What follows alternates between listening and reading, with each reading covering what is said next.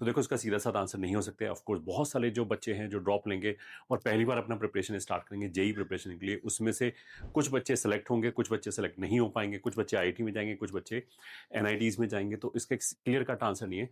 इसकी एनालॉजी को समझने के लिए हम ऐसे बोलते हैं, मान लिया हमें दिल्ली से लेकर लखनऊ जाना है फॉर एग्जाम्पल, और बीच में कानपुर आता है, कानपुर एक जगह आती है।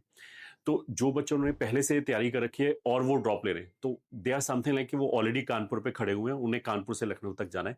जो बच्चे अभी पहली बार तैयारी करेंगे, वो मान लिया दिल्ली से ही उनको जर्नी स्टार्ट करनी है, तो उनको ज़्यादा रास्ता कवर करना है। अब इसमें 2 तरह की चीज़ हो गई कि जो बच्चा मान लिया लखनऊ तक जा रहा है, तो लखनऊ एक पॉइंट तो है नहीं, वो तो उसमें भी एक पूरा ब्रेथ है कि हमने जस्ट लखनऊ में एंटर किया है या मिडिल तक हम पहुँच गए या बिल्कुल आखिरी छोर तक पहुँच गए। उसको हम इक्विवेलेंट मान सकते हैं। आखिरी छोर तक पहुँचना मतलब आईआईटी में 500 के अंदर रैंक लाना, मिडिल तक पहुँचना मतलब मे बी आईआईटी में 8000 10,000 रैंक लाना, और बिल्कुल एंटर करने का मतलब ये है कि एनआईटीज़ में एक रैंक लाना। तो सिलेक्शन हम किस चीज़ को डिफाइन करेंगे, दिस आल्सो मैटर। और मतलब कोई एक पॉइंट नहीं है, एक रीजन में हमें पहुंचना है, ठीक है। जितना आगे जाना हम चाहते हैं उतना ही हमें तेज दौड़ना पड़ेगा, plus there should be no distraction. मतलब ऐसा हो सकता है कि जो कानपुर में बच्चा खड़ा हुआ है वो थोड़ा सा 2 दिन ना दौड़े, ये ठीक है, और जो पीछे बच्चा खड़ा हुआ है उसको लगातार दौड़ना पड़ेगा, प्लस तेज दौड़ना पड़ेगा। इसका मतलब क्या है कि प्रिपरेशन करने वाले बच्चों को ऑफ कोर्स ज्यादा नंबर ऑफ आवर्स में मेहनत करनी पड़ेगी, मे बी 12 आवर्स को कंसिस्टेंटली मेहनत करनी पड़ेगी।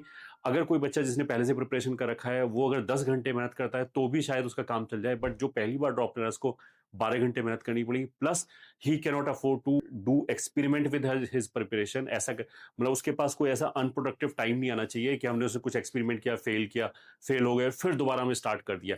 जिस बच्चे ने पहले प्रिपरेशन की है वो अगर थोड़ा सा एक्सपेरिमेंट करता है और फिर फेल हो जाता है, तो डेफिनेटली उसके जो प्रोस्पेक्ट्स है वो थोड़े से डिम हो जाएंगे, but he can still make it. But जो बच्चा पहली बार प्रिपरेशन कर रहा है उसको मतलब डिसिप्लिन वे में अभी से लेके पूरे साल तक तैयारी करनी पड़ेगी, प्लस नंबर ऑफ आवर्स आपको ज्यादा इन्वेस्ट करना पड़ेगा, तभी जाके आप उस बच्चे की बराबरी कर पाएंगे जो ऑलरेडी आपसे एक अहेड है।